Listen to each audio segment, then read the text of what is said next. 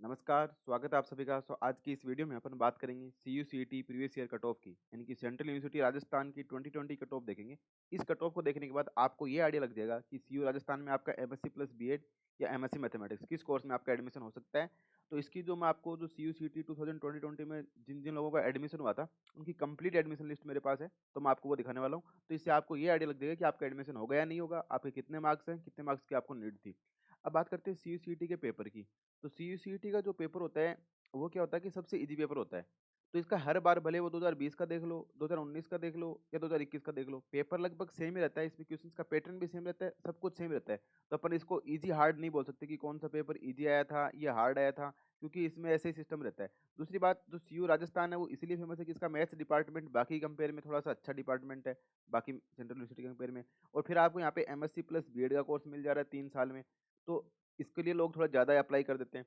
अब ये होता है कि आपको एडमिशन तब मिल सकता है अगर आपके मार्क्स कम है। तब कई बार क्या होता है, कुछ लोग बोलते हैं कि सर हमारे मेरा एक फ्रेंड था, उसके इतने में एडमिशन हो गया था। उसका लॉजिक ये होता है कि कोई स्टूडेंट को अगर 2 जगह एडमिशन हो रहा होता है, तो वो एक जगह छोड़ देता है।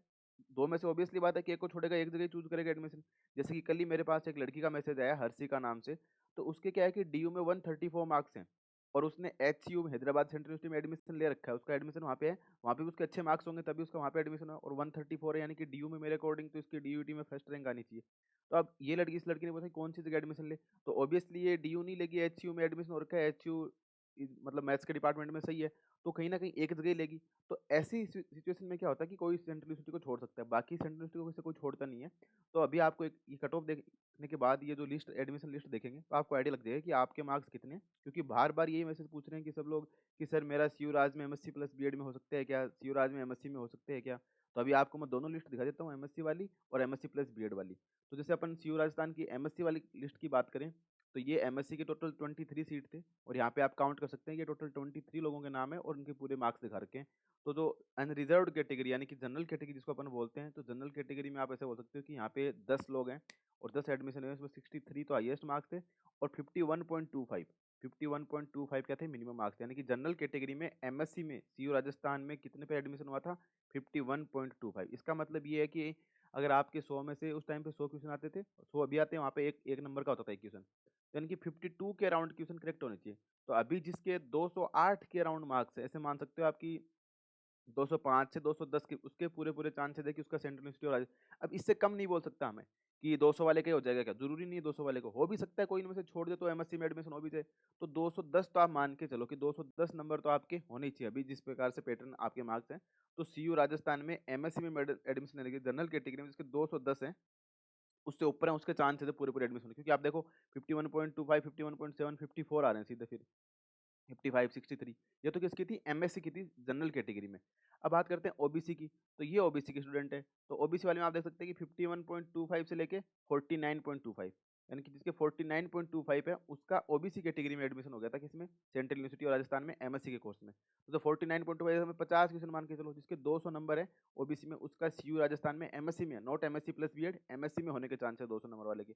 और ईडब्ल्यूएस के आप देख सकते हो, तो 49 और 48.75, यानी कि 48 से 50 के क्वेश्चन के बीच अगर ईडब्ल्यूएस में आपके करेक्ट है, तो आपके चांसेस है कि आपका सीयू राजस्थान में एमएससी में एडमिशन हो जाए। इतने क्वेश्चन करेक्ट होने चाहिए काट पीट के, बाकी दो नेगेटिव हटा के। और जो एसटी वाले बात, देखो एसटी के दो स्टूडेंट लिए गए हैं, 30.57, 35.75 और 46.25। एससी में देखा जाए तो एक दो तीन स्टूडेंट की 34, यानी कि ऐसे मान सकता हूँ मैं 35 से 40 के बीच में अगर आपके क्वेश्चन सही है एससी एसटी में, तो आपके चांसेस हैं, मतलब मिनिमम 35 मान सकते हो।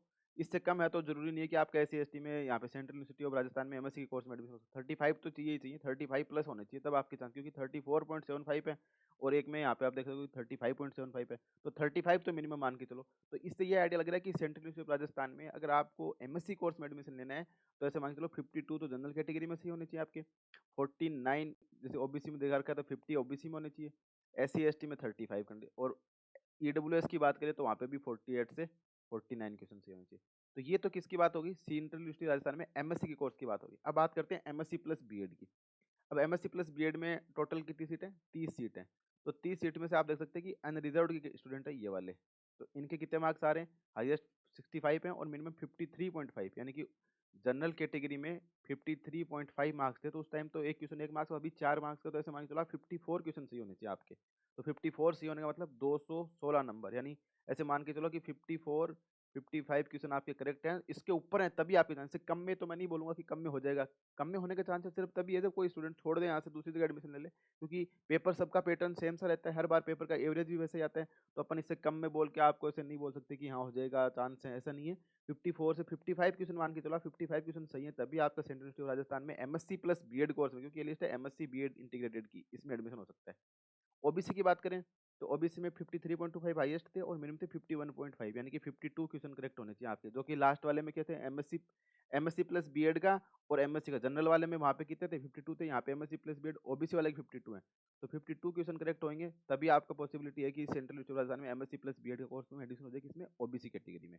ये तो बात होगी जनरल और ओबीसी की। अब एससी एसटी ईडब्ल्यूएस की बात और कर लेते हैं। अब ईडब्ल्यूएस में आप देखो यहाँ पे 3 स्टूडेंट को एडमिशन लिया गया ईडब्ल्यूएस में, 51.25, 50, 49.5, तो यानी कि अभी 50 से 51 क्वेश्चन मानो आप। इतने क्वेश्चन अगर आपके सही हैं, करेक्ट क्वेश्चन है, तभी आपका सेंट्रल यूनिवर्सिटी ऑफ राजस्थान में एमएससी प्लस बीएड कोर्स में एडमिशन पॉसिबल है।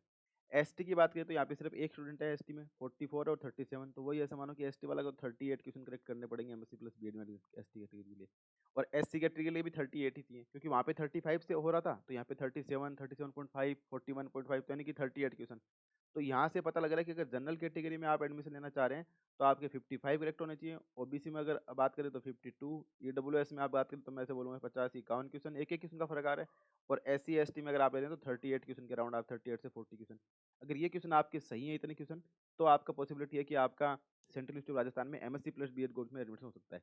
इससे कम में तो पॉसिबिलिटी नहीं, क्योंकि पेपर हमेशा सेम रहता है, वही पैटर्न रहता है, इक्का दुक्का क्वेश्चन का फर्क होता है, तो वो 2.5 से या 1-2 नंबर से ऊपर नीचे हो सकता है। पर इतने क्वेश्चन तो आपको एटलीस्ट करेक्ट होने चाहिए।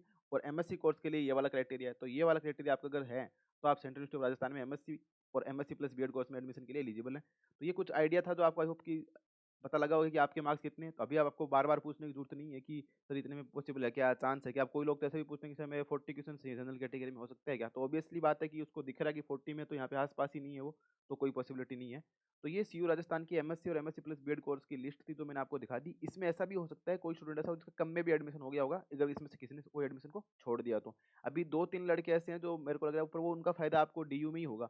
अब एक स्टूडेंट तो ऐसा है जो डीयूटी को छोड़ेगा, एक स्टूडेंट ऐसा है जो सीयूसीटी को छोड़ेगा, एक के मतलब 93 डीयू में और 286 सीयू में।